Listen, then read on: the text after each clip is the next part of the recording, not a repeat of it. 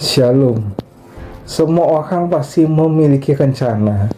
Ada rencana jangka pendek, ada juga rencana jangka panjang. Dalam menyusun rencana, orang mendaftar apa saja yang akan dilakukan dan apa saja sumber daya pendukung yang ada agar rencana itu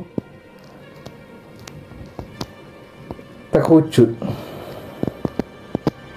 Dan orang kerap kali membuat perencanaan dalam berbagai aspek kehidupannya, yaitu sebagai di pribadinya, keluarganya, di pekerjaannya maupun di pelayanannya. Ada orang yang membuat perencanaan dengan sangat rinci, ada juga yang tidak. Dalam pelaksanaannya pun ada rencana yang terlaksana dengan baik dan ada juga yang berjalan tidak sesuai, bahkan ada yang sama sekali tidak terlaksana. Nyatanya, sebaik apapun sebuah rencana dibuat, manusia tidak punya kuasa mutlak membuatnya semuanya terjadi seperti yang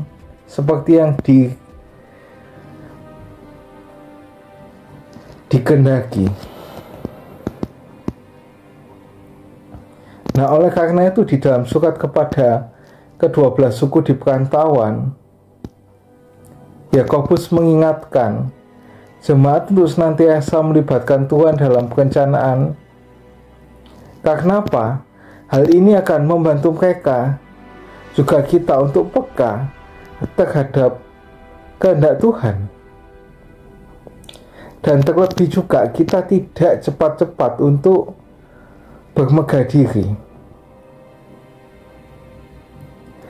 Nah, apalagi kita sebagai anak-anak Tuhan, kita tahu bahwa Tuhan itu sumber kehidupan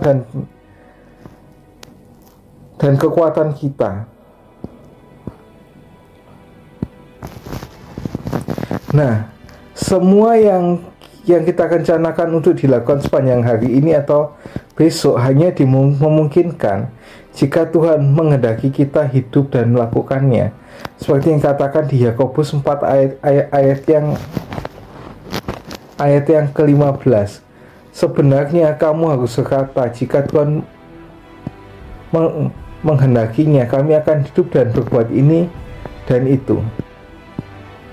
Nah, inilah yang harus kita ingat, bahwa kitalah manusia yang terbatas dan Tuhanlah yang punya kuasa mutlak atas hidup kita. Sehebat apapun rencana Tuhan sehebat apapun rencana kita, maksudnya rencana kita tanpa Tuhan menghendakinya terjadi, maka hal itu tidak akan terjadi. Nah, sudah nggak sih kita melibatkan Tuhan dalam perencanaan kita hari ini?